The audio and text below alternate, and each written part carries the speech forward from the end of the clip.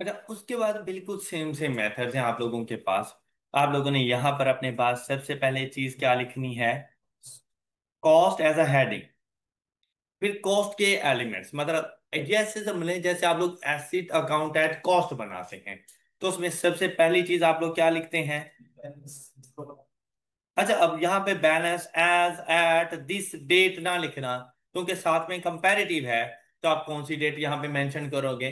तो आपने opening balance ही लिखना है, बैलेंस ब्रॉट डाउन लिखना है साथ में। अब अगर इधर देखो, याद है आप लोगों को रिवैल्यूएशन हो रही थी, लेकिन eight the end of the year हो रही थी। तो हम सबसे पहले यहां पर क्या लिखेंगे अपने पास? अगर कोई हुई तो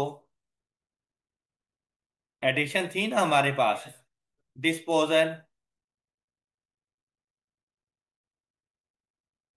अच्छा, उसके बाद आ जाएंगी दो चीजें क्या? अच्छा, मेरे वाले मेथड के मुताबिक जाके क्वेश्चन सॉल्व करोगे ना, तो इंशाल्लाह एक तो इजी होगा, और दूसरी बात फुल मार्क्स गेन करोगे। तो यहाँ बुक को अगर फॉलो करते रहोगे कि कहीं पे वो क्या कर रहे हैं, कहीं पे क्या कर रहे हैं, तो आप कंफ्यूज हो जाओगे। आपने हमेशा ऐसे करना है। ट्रांसफर ऑफ एक्यूमुलेटेड, फिर साथ में आपने क्या लिखना है? Revaluation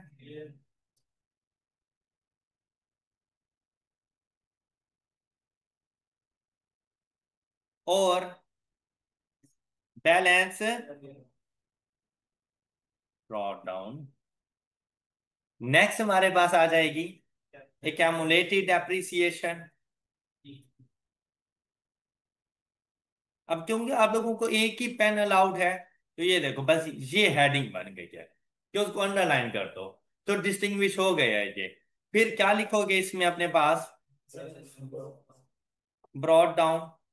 next, disposal depreciation expense और transfer.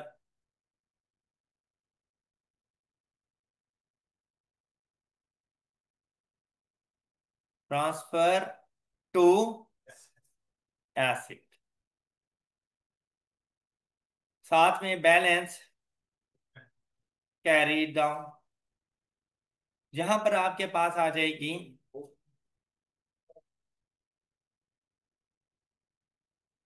Opening WDV and closing WDV। अच्छा, अब देखें, बाकी चीजें हम बाद में लिख लेंगे। अब क्वेश्चन को जैसे ही पढ़ा, हमें पता चला कि क्वेश्चन का तो स्टार्ट ही 2016 में जाके हुआ था। मतलब अब 2016 कर रहा हूं, तो यहाँ 2016 16 से मुराद है 31 मार्च 2016। तो ओपनिंग बैलेंस कहां से आएगा? 1 अप्रैल 2015। लेकिन 1 अप्रैल 2015 को तो बिजनेस ही नहीं था। तो मेरे पास बिजनेस मैंने कब स्टार्ट किया? 1 जुलाई।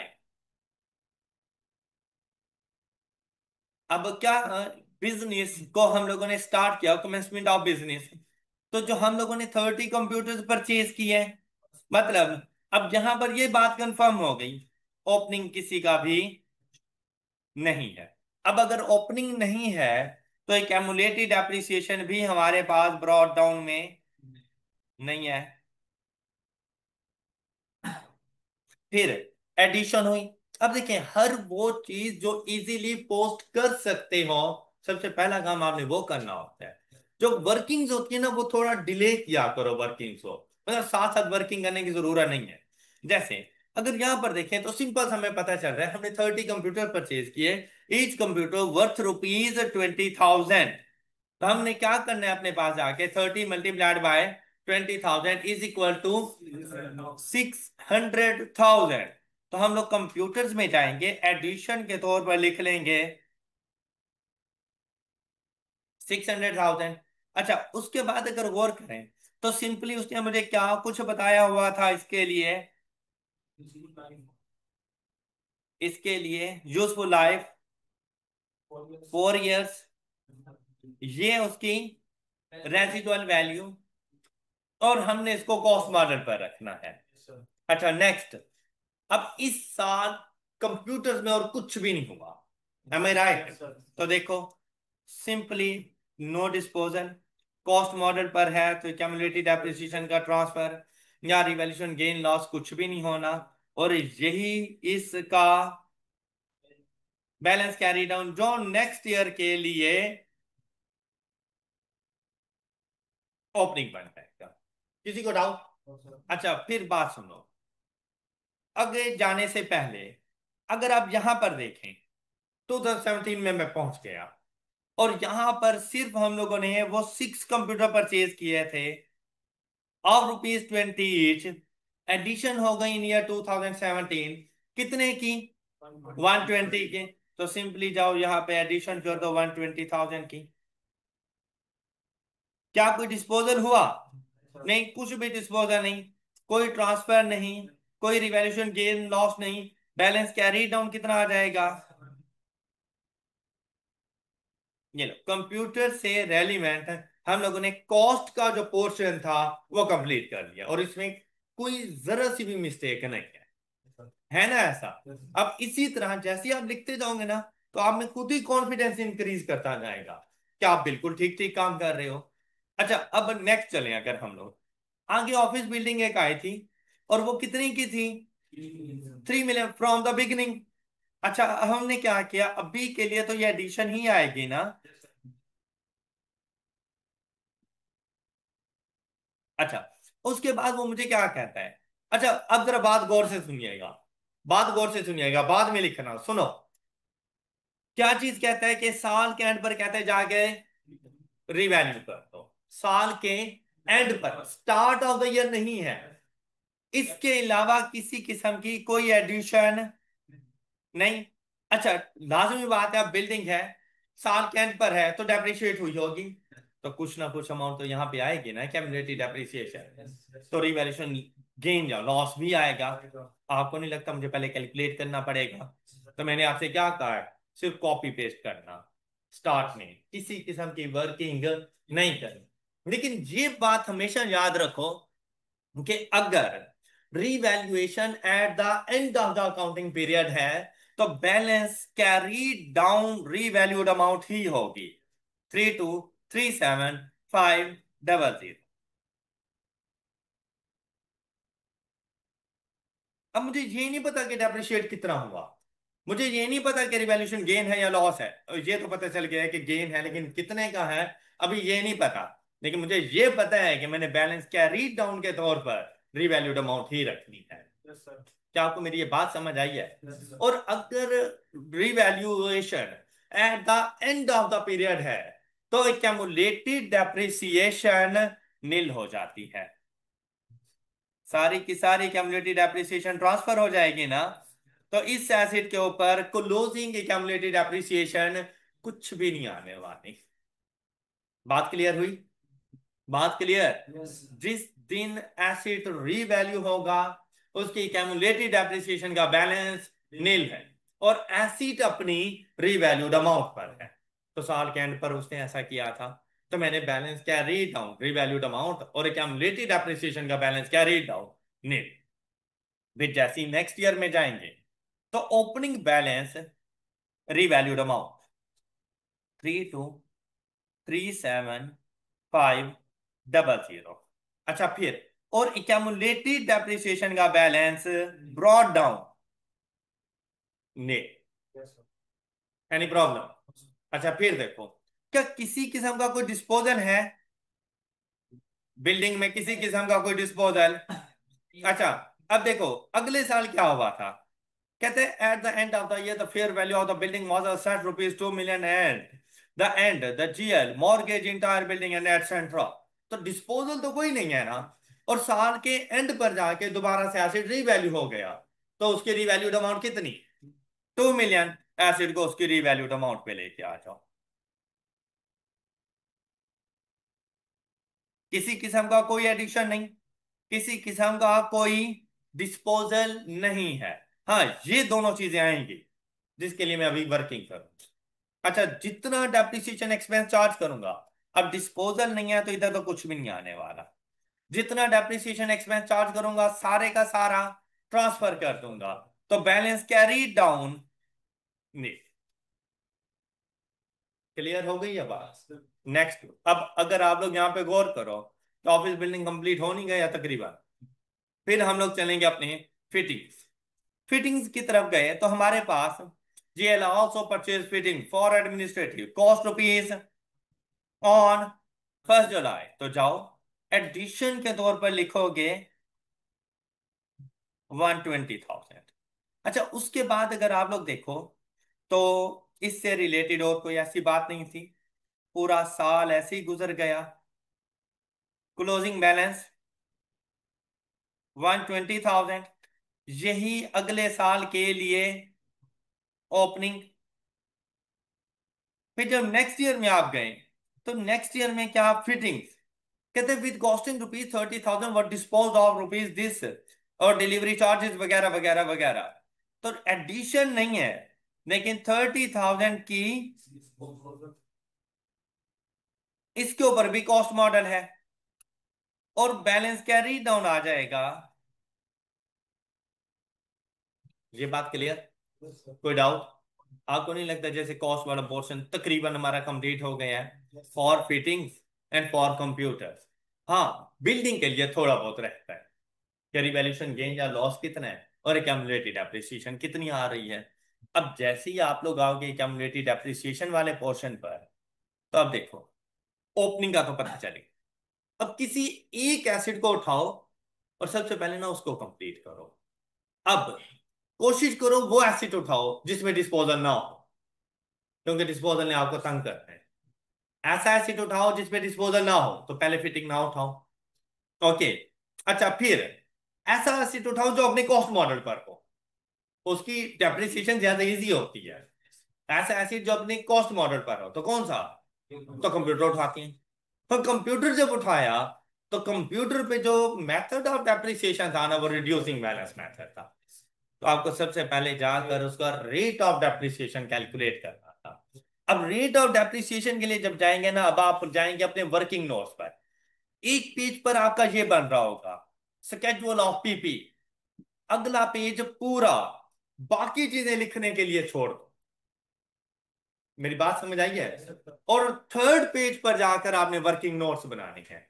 तो उसके लिए वर्किंग की हेडिंग दिया करो कि ये वर्किंग्स हैं हमारी। और उसके बाद आप लोगों ने स्टार्ट कर देना है। जैसे अभी मैंने कुछ स्पेस यहां पर छोड़ दी,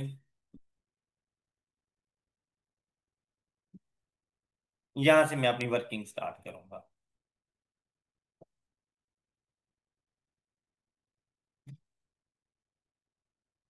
वर्किंग में और मेन सॉल्यूशन में डिफरेंस रखना है आप लोगों ने। तो कोशिश करो वर्किंग न्यू पेज पर है विद हेडिंग्स। अब जैसी वर्किंग आई, इधर आकर आप लिखो वर्किंग 1। ये रेफरेंस जरूर दिया करो वर्किंग 1। अच्छा, वर्किंग 1 में मैं क्या कैलकुलेट करने जा रहा हूं?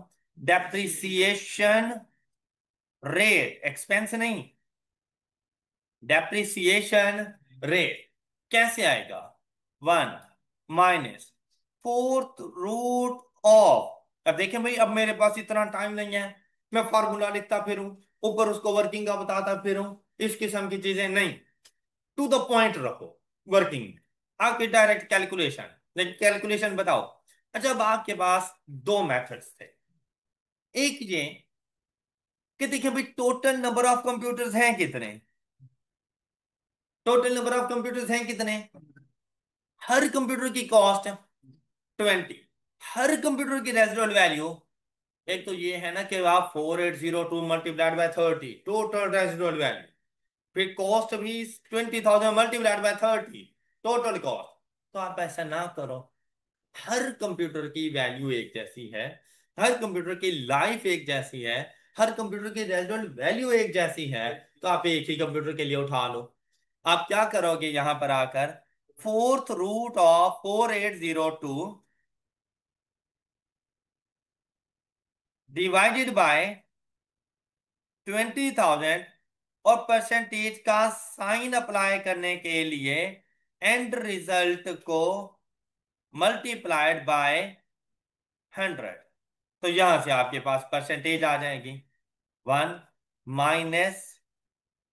- 4th root of 4802 divided by 20,000. The answer is 0.3 multiplied by 100। तो कितने परसेंट डेप्रिशिएट करना है?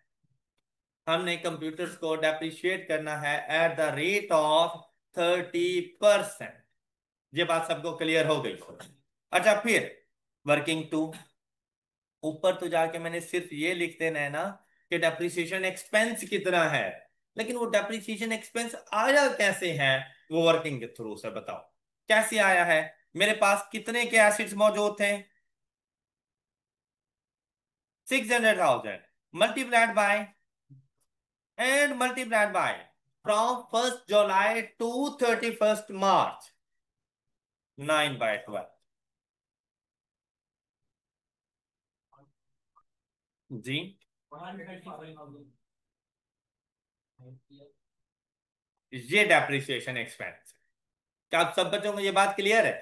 अच्छा, अब जैसे ही जाकर आप इसको लिखोगे ना, ये देखें, यहां पर आकर कंप्यूटर्स में डिस्पोजल तो कुछ है नहीं ना।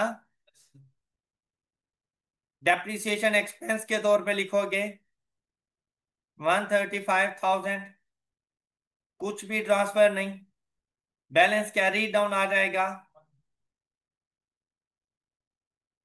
यही ओपनिंग बैलेंस 135,000, कोई डिस्पोजल नहीं, depreciation expense for the period. अब दोबारा, अब देखो क्या इस साल कोई एडिशन है? आंसर मिला यस, एडिशन है। लेकिन वो एडिशन कब है? क्या at the start of the period है?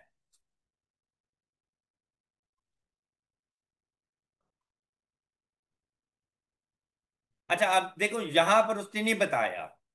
क्यों? क्योंकि उसने ये बात ऊपर मेंशन कर दी थी। नो, कब आने थे? तो स्टार्ट ऑफ द पीरियड तो नहीं है ना, फुल ईयर अप्रिशिएट नहीं होगा। तो एडिशन को ओपनिंग से अलग रखेंगे।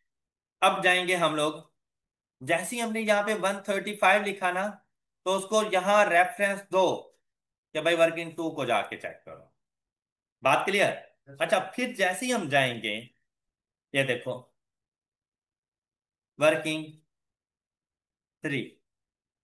जब वर्किंग 3 में जाएंगे ना, तो ओपनिंग बैलेंस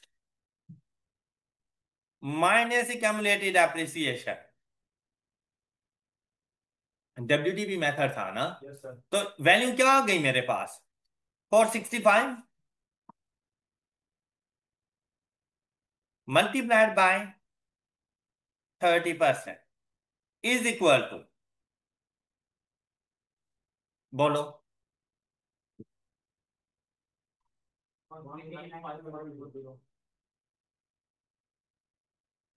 139500।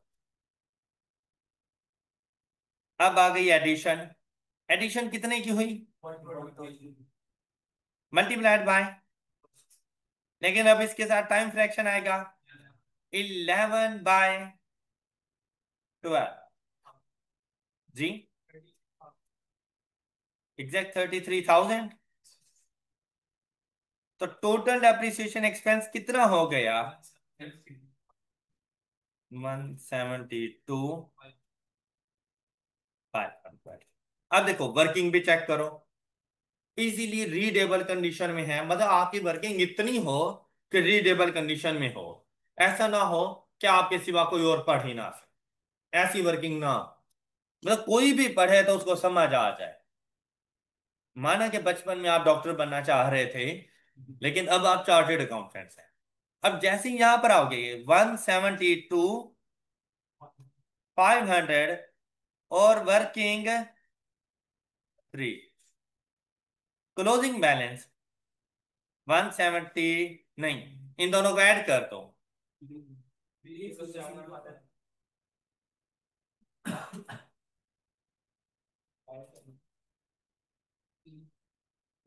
307,500।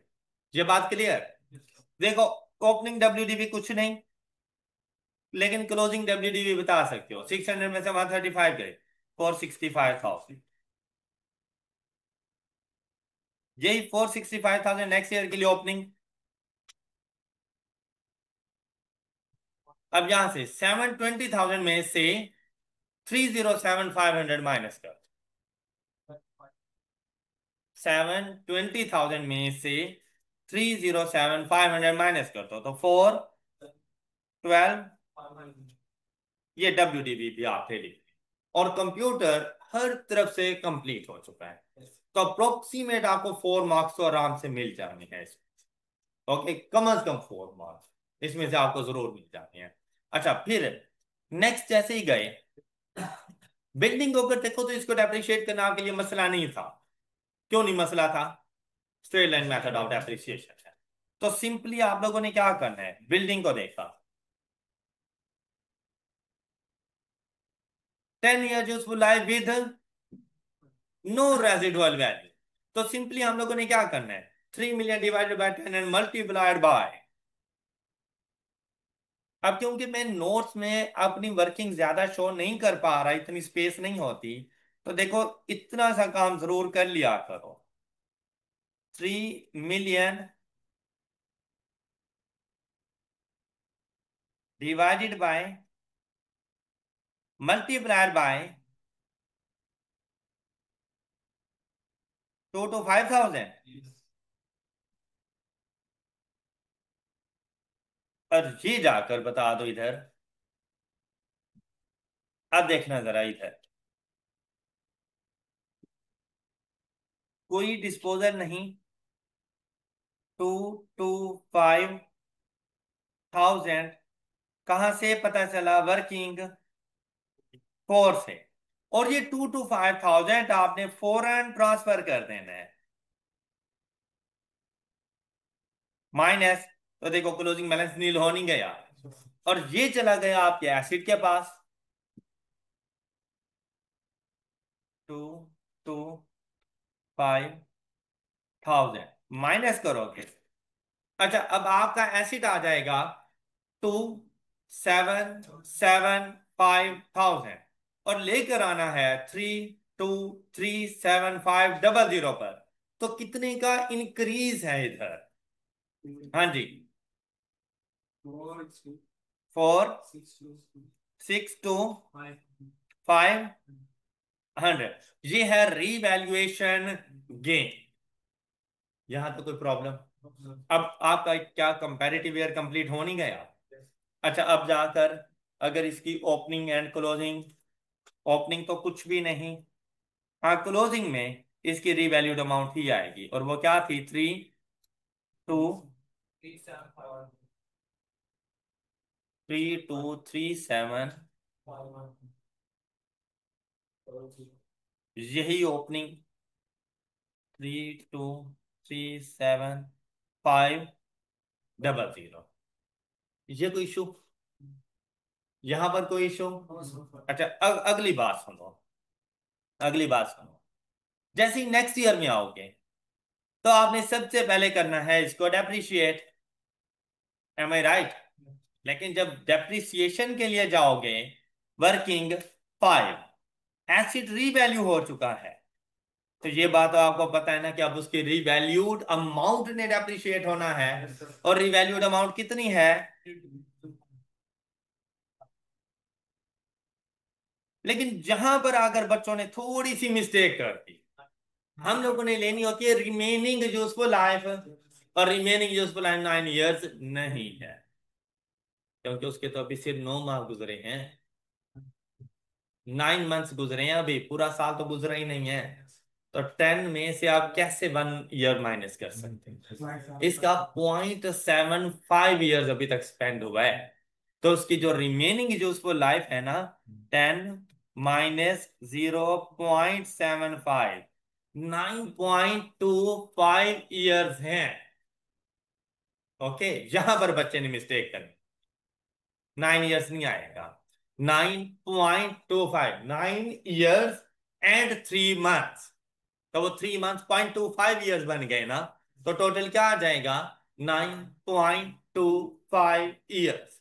अच्छा, अब ड्यूरिंग द पीरियड देखो, क्या किसी किस्म की कोई एडिशन वगैरह हुई? कोई एडिशन वगैरह नहीं, तो बस यही इसका डेप्रिसिएशन एक्सपेंस है। कोई टाइम फ्रैक्शन इसके साथ अप्लाई नहीं करेंगे तो वैल्यू आ जाएगी 350,000।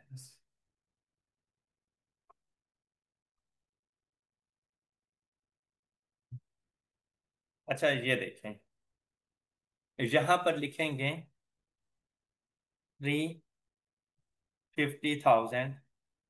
कहां से पता चला? कहां से पता चला? 5 से फौरन से ये देखो, लिखो इसको कि भाई ये मेरी वर्किंग्स है। अच्छा फिर सारे का सारा ट्रांसफर कर दो, 350,000। यहां से ये माइनस हो जाएगा 350,000। जी। अब देखो जरा, अब आपको लॉस आ रहा है नेगेटिव में, लेकिन कितनी वैल्यू का? 323750 माइनस 350,000, ये WDV है। इसको लेकर आना है कौन सी वैल्यू पर? 2 मिलियन पर। तो लॉस कितना आ रहा है आपके पास? 887,500। 887 लॉस है ना, ब्रैकेट में लिख दो, और 2 मिलियन पे आप लोग पहुंच, और आपकी ये जो ऑफिस बिल्डिंग है ये कंप्लीट हो गई।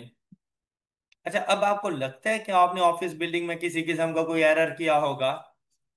अप्रोक्सीमेट आप कोई 8 to 9 मार्क्स गेन कर चुके हो। 8 to 9 मार्क्स अप्रोक्सीमेट। तो अगर आप यहीं पर भी देखो तो ये क्वेश्चन अपने आधे मार्क्स तो दे चुका है। मतलब इस क्वेश्चन की वजह से आप फेल नहीं होने वाले। और हर क्वेश्चन पे अगर आप इतनी एफर्ट पुट करो, या सिर्फ वो क्वेश्चन अपने आधे मार्क्स दे दे, पेपर आराम से पास है। ऑलराइट। ऑलराइट। नेक्स्ट देखो, फिटिंग्स। अब बेसिकली उस चीज को अब कंफर्म करना है कि हम वाकई पास हैं, इसीलिए आगे हम लोग वर्किंग करते हैं। फिटिंग्स की बात करें तो कॉस्ट के हवाले से तो ये कंप्लीट है। अब हमने करनी है इसकी डेप्रिसिएशन एक्सपेंस की कैलकुलेशन। तो डेप्रिसिएशन एक्सपेंस फिटिंग्स के लिए हमें क्या कहा गया था?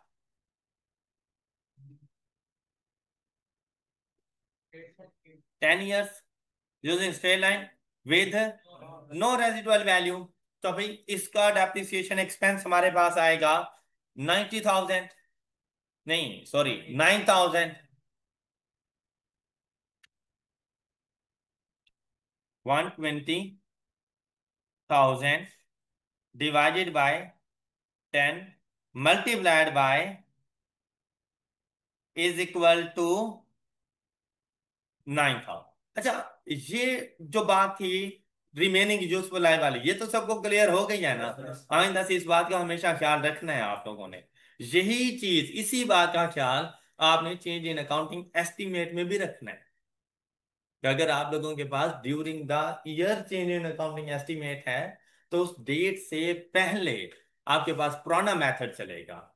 जब चेंज इन अकाउंटिंग एस्टीमेट आता है उस डेट पर रिमेनिंग यूजफुल लाइफ देखी जाती है, और जो रिमेनिंग पीरियड होता है वो न्यू एस्टीमेट के मुताबिक चलता है। जो टेस्ट में आपके पास क्वेश्चन था वो इसी वजह से आपने गलत की। अच्छा, अब इसे देखें। ये 9,000 तो आप लोग जाके लिख लो।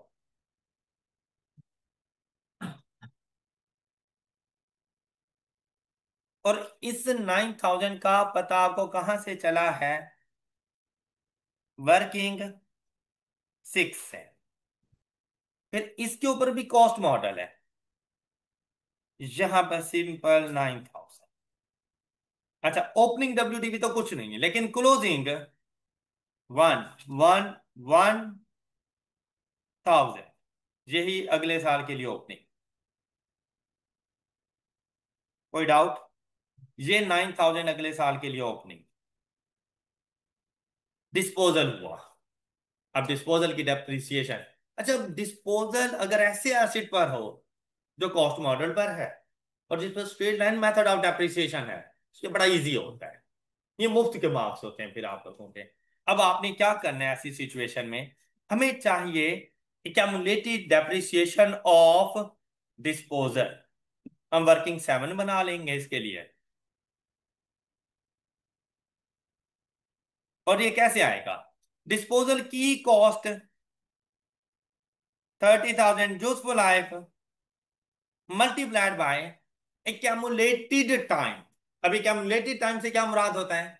From the date of purchase to the date of disposal. Date of purchase क्या थी इसकी, और डेट ऑफ डिस्पोजल क्या है इसकी? तो कितना टाइम, तो कितना टाइम? 1.5 साल। 1.5 साल, 18 मंथ्स लिखोगे तो 18 डिवाइडेड बाय 12। तो बेसिकली 1.5 साल ना हो गया आप लोगों के पास। तो ये डेप्रिसिएशन एक्सपेंस आ जाएगा 6,000। नहीं, 4,500।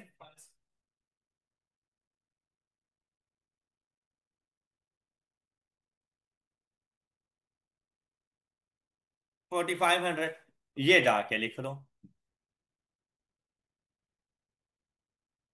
यहां पर, 4,500। और ये वर्किंग 7। All done. अच्छा, फिर depreciation expense for the period. तो उसके लिए हम लोगों ने क्या कहा हुआ है? Opening balance, working at, opening balance. और ओपनिंग बैलेंस कितना था? 120,000 less disposal divided by useful life 9,000। फिर disposal divided by useful life multiplied bye 6। 6 आएगा। हाँ, 1 जनवरी को हो रहा है ना, और हमारा अकाउंटिंग पीरियड कब? नहीं, अच्छा, ये जो हम लोगों ने बात की थी 1 जुलाई। एक मिनट, परचेज फिटिंग 1 जुलाई तो हमारी जो ये थी, ये 1 जुलाई, ये हम लोगों ने 9 मंथ्स के लिए ही डेप्रिशिएट किया था ना, फर्स्ट ईयर के लिए। अच्छा, उसके बाद देखो 1 जुलाई से 1 जनवरी तक गए तो क्यूमुलेटेड टाइम ड्यूरेशन जो हमारे पास था ना, वो 18 मंथ्स ही बन रहा है। लेकिन ये अब मेरा अकाउंटिंग ईयर स्टार्ट हो रहा है 1 अप्रैल से। 1 अप्रैल से 1 जनवरी तक जाएंगे तो टोटल ये 9 मंथ्स बनते हैं। During the period 9 months. First year में भी 9 मंथ, तो टोटल 18 हो गए थे। 18 मंथ। बात समझ आ गई है सबको?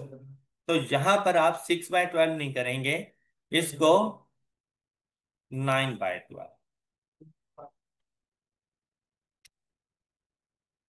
2 2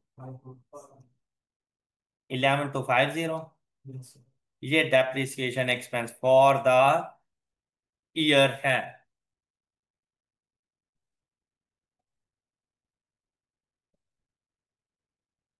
11 2 50।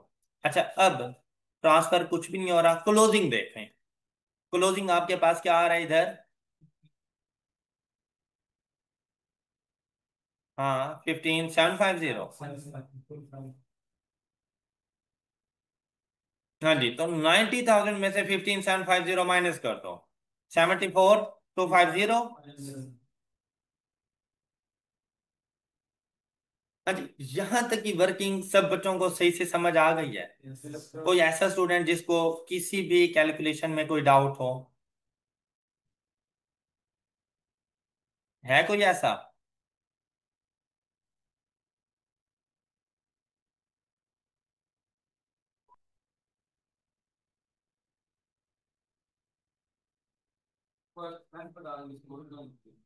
जी, 4,500।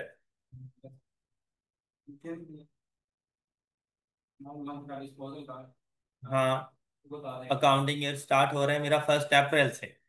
1 अप्रैल से लेकर ऑनवर्ड 1 जनवरी तक टोटल 9 मंथ्स न बन गए। तो 9 मंथ्स की डेप्रिसिएशन ड्यूरिंग द पीरियड हो रही है।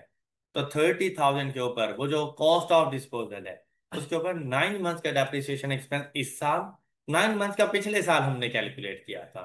तो टोटल अगर एक्यूमुलेटेड देखा जाए तो वो हमारे पास 18 मंथ्स बन जाते हैं। ऑलराइट, सबको क्लियर है बात? सबको क्लियर? अच्छा, अब नेक्स्ट देखो। अब लोग जैसे ही इधर आते हो ना, तो भाई ये जो बैलेंस कैरी डाउन होते हैं ना, इनको ये टोटल किए जाते हैं। तो आपने ना इनको यहां पर अंडरलाइन करना है इस तरह से, ऐसे, ताकि चीजें ना थोड़ी सी डिफ्रेंशिएट हो सकें। ये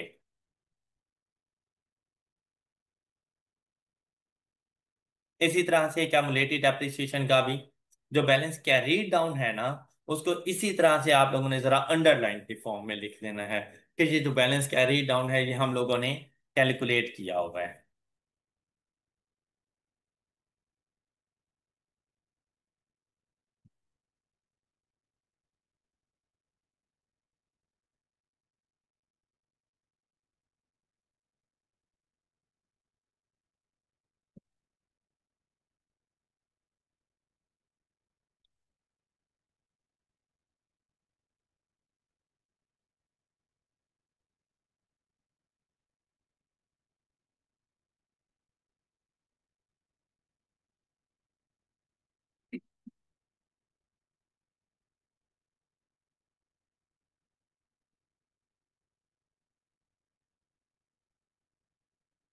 हाँ जी। अब ये जरा प्रेजेंटेशन आपके पास ठीक ठीक से आ जाएगी। जैसे ही आप ये सब कुछ कर लेते हो ना, उसके बाद आप लोगों ने कुछ एक्स्ट्रा बातें बतानी है। अब एक्स्ट्रा बातें बताने के लिए ना, एक तो ये है बेस्ट वे, आप पेज चेंज कर लिया करो, अगले पेज पे चले जाया करो। ये चीज फर्स्ट पेज के ऊपर रहने दो। उसके बाद जाओ आप यहां पर अपने एसिड दोबारा से लिखो। कौन कौन से एसिड्स हैं आपके पास? Computer, office, building and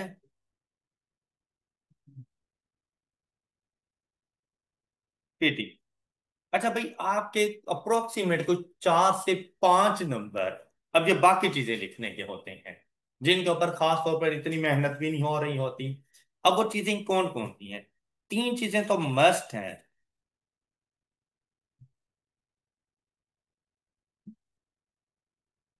measurement basis,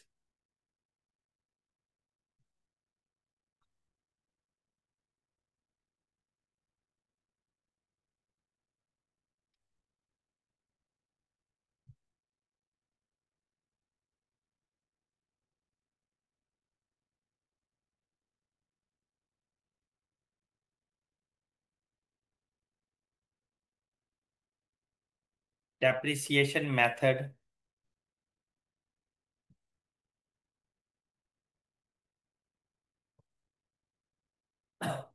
useful life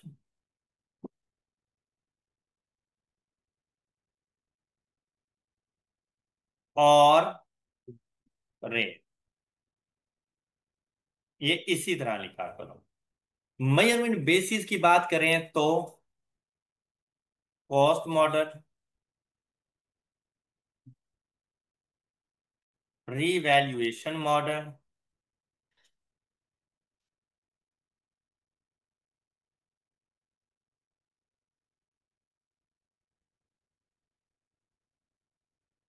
and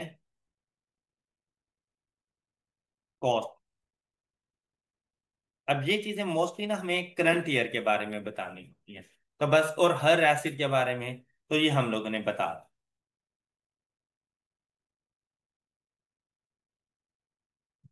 अच्छा, फिर डेप्रिसिएशन मेथड, कंप्यूटर्स के ऊपर diminishing balance method, WDV method, reducing balance method, reducing balance method. Building पर स्ट्रेट लाइन मेथड, फिटिंग्स पर straight line method, useful life और rate. Computers के लिए।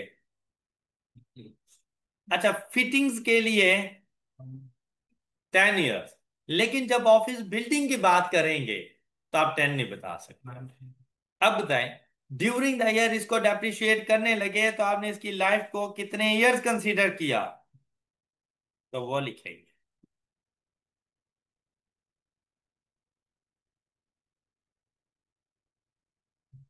हाँ जी, ये बात क्लियर।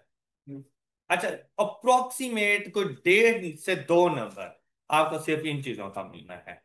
और ये आधे आधे नंबर की इंपॉर्टेंस उस स्टूडेंट से पूछो जिसका पेपर 48 49 पे फेल हो है। तो आपने ऐसा नहीं कभी सोचना कि नहीं ये नहीं लिखते छोड़े थे, नहीं, ऐसा कुछ भी नहीं है। हर वो चीज लिखो जहां पर आपको पता हो आपको मार्क्स मिल सकता है, तो वो चीज आप लोगों ने जरूर लिखी। यूजफुल लाइफ की बात करें ना, देखें फिटिंग्स के लिए फिर आपने ये देखना है कि इस साल मैंने जब इसको डेप्रिशिएट किया तो मैंने डिवाइडेड बाय कौन सी वैल्यू के साथ किया है फिटिंग्स को। 10। याद आया आपको? तो 10 इयर्स ही लिख। और जब मैं ऑफिस बिल्डिंग पे गया तो इस साल की जब डेप्रिसिएशन चार्ज करने लगा तो उसको डिवाइडेड बाय कौन से ईयर के साथ किया है। 9.25। मेरी बात, हालांकि दोनों के लिए 10 10 थी, मैं उसके लिए 9 भी तो लिख सकता था। 9 ना लिखो। अब बेसिकली हमने ये बताना होता है इधर कि डेप्रिसिएशन को कैलकुलेट करने के लिए बेस किसको बना रहे हैं। तो जब हम बात करें ना कंप्यूटर्स की, तो उसके लिए तो रेट आ रहा है 30%। लेकिन जब बात कर रहे हैं फिटिंग्स की, तो मैंने बेस किसको बनाया था, बेस मतलब मैंने डिवाइड किसके साथ किया था, 10, मैंने 10 लिख दिया। जब मैं आया ऑफिस बिल्डिंग, तो करंट ईयर को मैंने डिवाइड किसके साथ किया था, करंट ईयर के डेप्रिसिएशन एक्सपेंस के लिए, तो 9.25 लिख दिया। अब किसी का कोई क्लियर है ये बात? जैसे ये लिख लिया, आपके पास रिवैल्यूएशन मॉडल है ना, तो आप इसके बारे में बताओ। अगली बात आप लोग लिखोगे, ये देख, अब ना एरो बना लिया करें हर पॉइंट के लिए अलग अलग से। क्या चीज? वैसे ये होता है कि अगर पीपी को ना कोई नोट नंबर दिया जाता है, जैसे नोट नंबर 5। अब अगर पीपी को मेन नोट नंबर 5 है, 5 में जो हम लोग स्केड्यूल बनाते हैं उसे 5.1 कह देते हैं। ये जो चीजें आती हैं, ये 5.2, 5.3, 5.4, अगला आ जाएगा 5.5, 5.6, इस तरह से इनके नंबरिंग चल रही है। ना बनाओ, इतना उलझने की जरूरत नहीं। आप एक एरो बनाओ, आप लिखो लास्ट रिवैल्यूएशन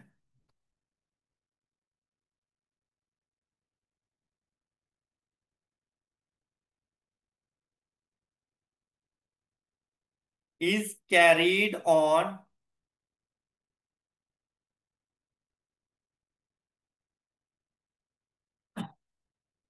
ऑफिस बिल्डिंग। अब क्योंकि मेरे पास बहुत सारे एसिड थे, तो ये बताना है कि कौन से एसिड पर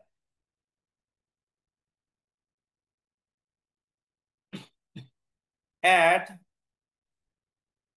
31st March 2017 by an independent firm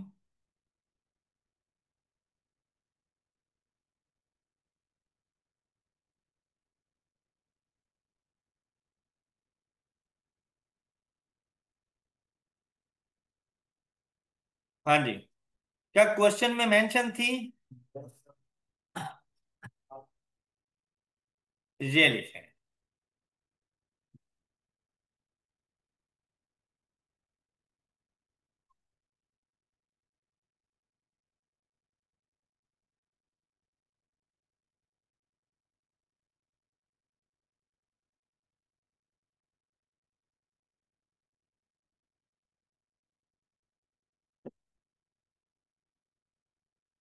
ये बात क्लियर हो गई? अप्रोक्सीमेट आधा नंबर मिल जाना है सिर्फ ये बात लिखने का, आपको आधा नंबर मिल जाएगा।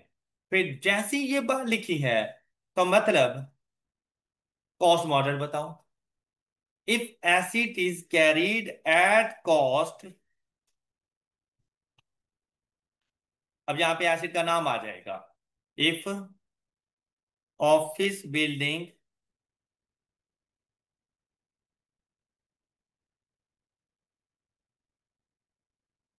is carried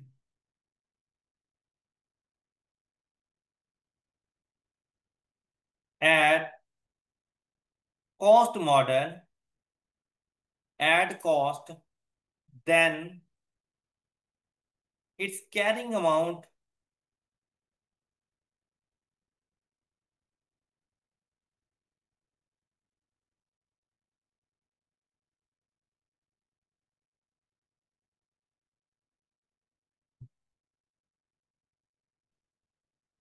would be।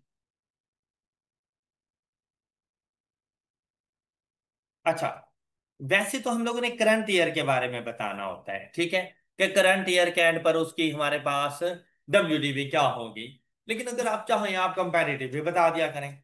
अब क्योंकि ये कहीं पर कंपैरेटिव के बारे में बताता है, कहीं नहीं बताता, आपने कोई एक ही रूल अप्लाई कर देना है। हाँ, अगर आपको लग रहा हो थोड़ा बहुत मुश्किल है तो फिर करंट ईयर के बारे में आप बता दें। लेकिन किस तरह से बताएंगे? मेरे पास ईयर कौन सा है? तो यहाँ पे यार लिख लो 2016, यहाँ पे लिखो कॉस्ट accumulated depreciation एंड। अच्छा, अब आपको पता है आपके एसेट की कॉस्ट क्या थी? 3 मिलियन। क्या 2016 में ही आया था? जहां पर जो लिख रहे हैं ना, हमने ड्यूरिंग द ईयर या at the start of the year balance नहीं लिखना, हमें लिखना होता है eight the end of the period. तो स्टार्ट में 3 मिलियन की हमारे पास ऑफिस बिल्डिंग आ गई, क्या एंड तक कोई 3 मिलियन की नहीं रही? क्या 2016 में कोई एडिशन हुई थी? कोई 3 मिलियन के अलावा कोई एडिशन हुई थी? कोई डिस्पोजल हुआ था? और यहाँ पे 3 मिलियन ही लिखो। अच्छा बताओ, 2017 में बिल्डिंग में किसी किस्म की कोई मजीद एडिशन या डिस्पोजल हुआ? तो उसके लिए भी तो कॉस्ट तो 3 मिलियन ही है ना। ये बात समझ आई? तो डेप्रिशिएट कर दो।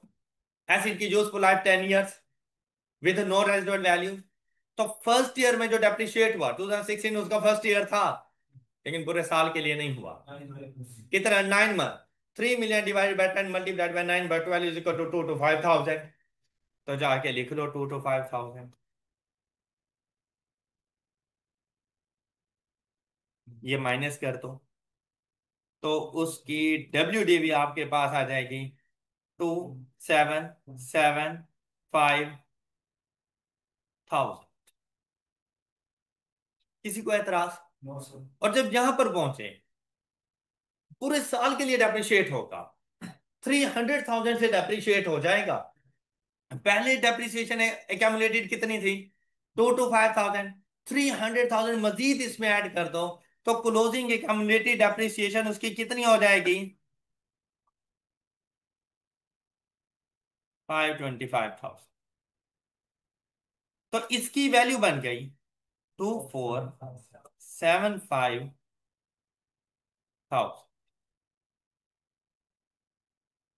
बात क्लियर हुई? एसिड रिवैल्यूएशन पर है, तो रिवैल्यूएशन गेन आया होगा, सरप्लस आया है ना कंपैरेटिव ईयर में। तो उसकी मूवमेंट भी तो शो करनी है फिर मुझे।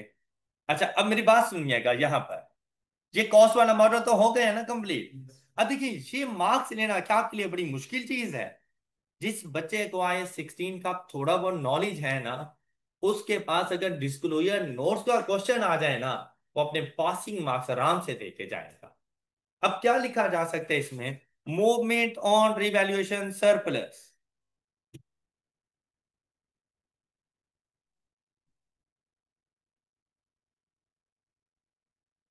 ऑफ कर लें रिवैल्यूएशन सरप्लस।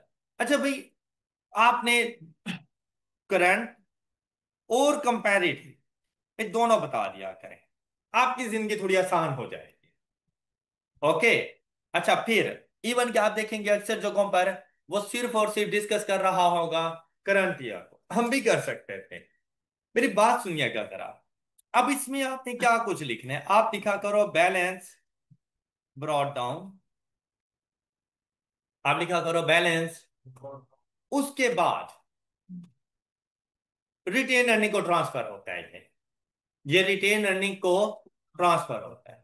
या या अगर कोई मजीद रिवैल्यूएशन सरप्लस हो जाए तो इसमें ऐड हो जाएगा, और अगर लॉस हो जाए तो इसमें से लेस हो जाएगा।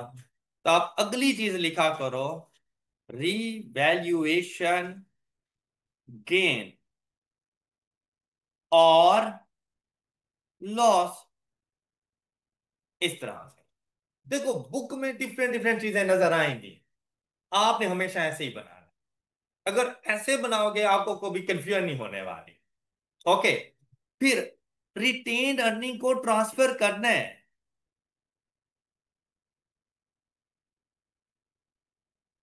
To retained earnings. लेकिन ये जो ट्रांसफर होता है ना, ये दो तरह से हो सकता है। एक, ड्यू टू इंक्रीमेंटल डेप्रिसिएशन। दूसरा, ऑन डिस्पोजल। अब आप देखो, क्या ड्यूरिंग द पीरियड डिस्पोजल हुआ है दोनों ईयर्स में? मेरे इस रिवैल्यूड एसेट का डिस्पोजल हुआ है, इसके किसी पार्ट का डिस्पोजल हुआ है? जब हुआ नहीं है तो लिखने की जरूरत भी नहीं है। मेरी बात समझ आई है? खाम खा में शोखिया नहीं मारनी। जब आपको पता है डिस्पोजल है ही नहीं तो भाई रिटेन अर्निंग को जाएगा भी तो कुछ नहीं ना। लेकिन आपको याद है जब हम लोग प्रीवियस क्वेश्चन कर रहे थे, तो मुझे पता था कि भाई डिस्पोजल है, तो मैंने जाके लिखा था ट्रांसफर टू रिटेन अर्निंग दो तरह का है, due to incremental depreciation and due to. तो फिर लिखो। क्लियर होगी बात? अब नहीं है तो उलझने की जरूरत नहीं है। आपने सिंपल लिख देना है ट्रांसफर टू रिटेन्ड अर्निंग्स। अगर जितना भी होगा हम ट्रांसफर कर देंगे, और आपके पास आ जाएगा बैलेंस कैरीड डाउन। ये है वो हेडिंग्स जो आपने साथ में देनी। अब 2016 के स्टार्ट में तो खुद बिजनेस स्टार्ट हुआ था, एससीटी नहीं था, तो उसका रिवैल्यूएशन सरप्लस क्या होगा? मेरी बात समझ आई है? ड्यूरिंग द पीरियड रिवैल्यू किया, रिवैल्यूएशन गेन आया, फर्स्ट टाइम आया, तो रिवैल्यूएशन सरप्लस कहलाएगा। और वो कितने का था आप लोगों के पास? 462,500। तो आप लोगों ने यहां पर लिखना है 462,500। मेरी ये बात भी आपको समझ आ गई होगी, ऐसे ही है ना? लेकिन इस ईयर में आप कुछ भी रिटेन अर्निंग को ट्रांसफर नहीं करोगे। क्यों? क्योंकि eight the end of the period ये रिवैल्यूएशन सरप्लस आया था। रिवैल्यूएशन सरप्लस आते साथ ट्रांसफर नहीं हो जाता। हाँ, अगर ये स्टार्ट में होता तो at the end of the period ये ट्रांसफर होता। ये तो था ही at the end of the period. तो क्या फर्स्ट ईयर की डेप्रिसिएशन कॉस्ट मॉडल के ऊपर नहीं थी? तो जब कॉस्ट मॉडल पे थी तो फिर कोई इंक्रीमेंटल डेप्रिसिएशन है ही नहीं। तो जब है नहीं तो ट्रांसफर क्यों करूं? बात क्लियर हुई है? तो यही आपके पास क्लोजिंग है, जो नेक्स्ट ईयर का ओपनिंग बनता है।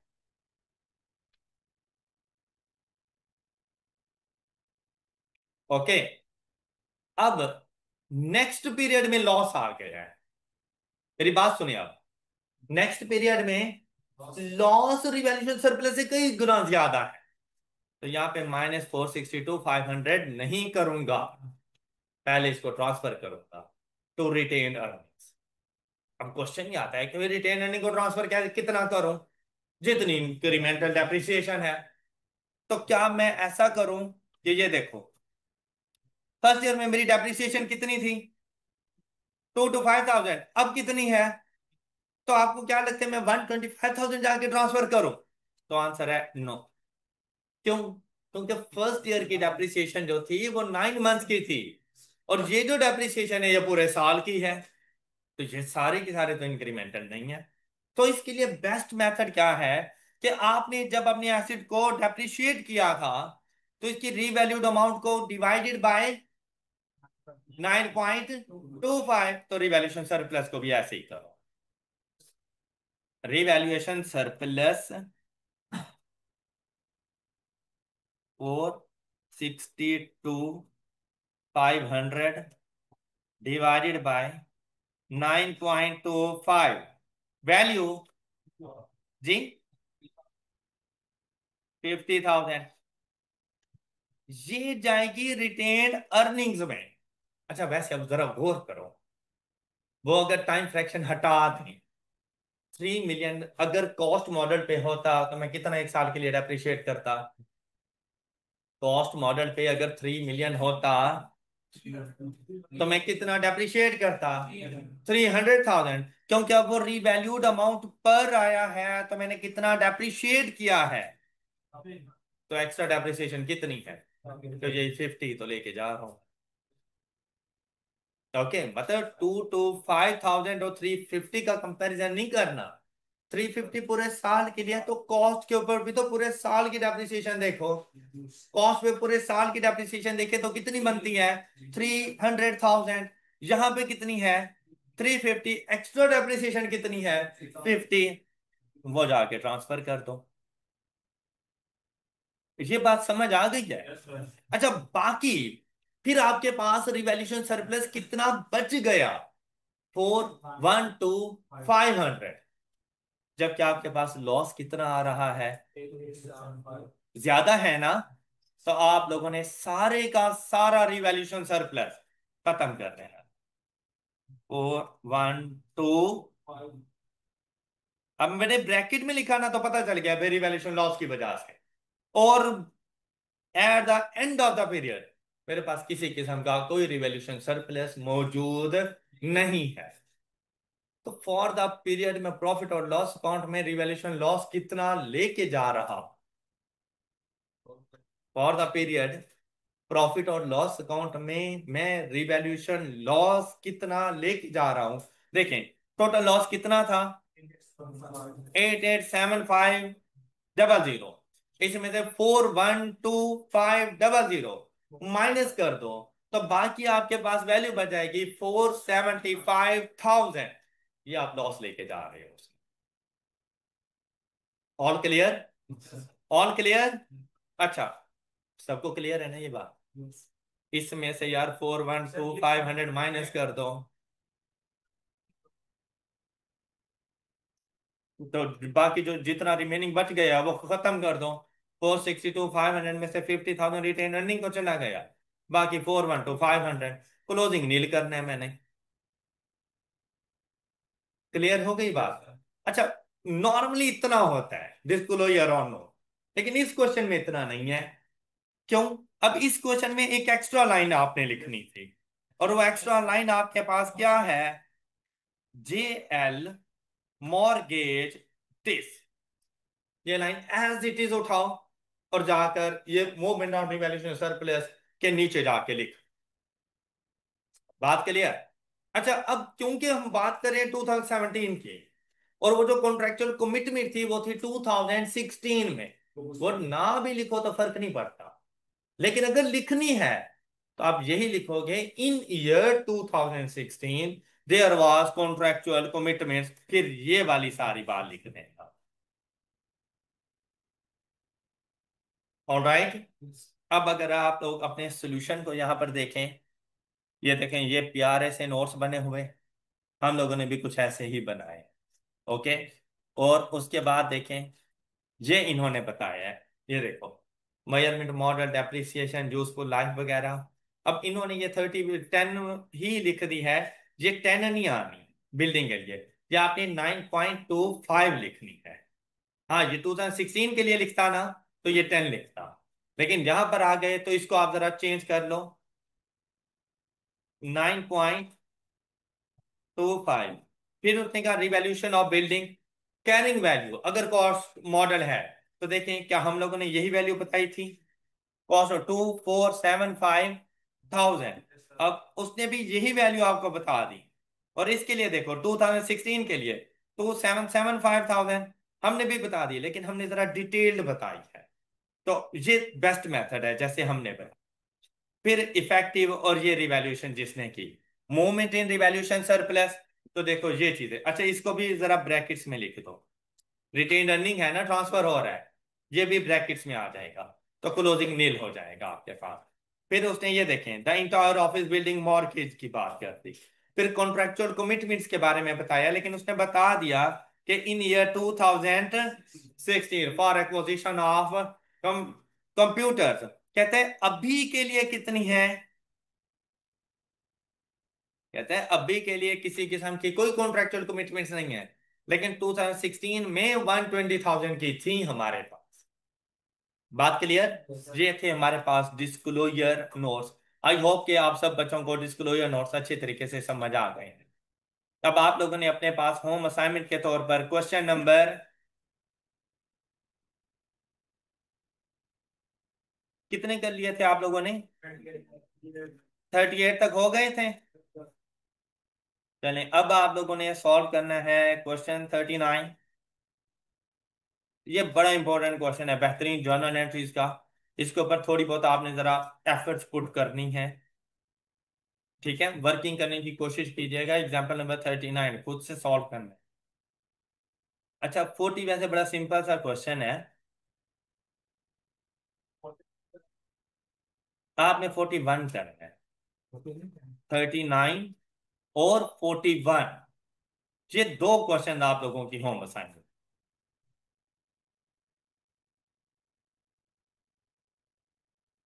ये 41, उसके बाद 42 कहाँ गए हैं, जिन्होंने 43 कर दिया है। चले 12, 39 एंड क्वेश्चन नंबर 41, ये आप लोगों की होम असाइनमेंट है। That's all for today. अपना बहुत सा ख्याल रखिए। अल्लाह हाफिज।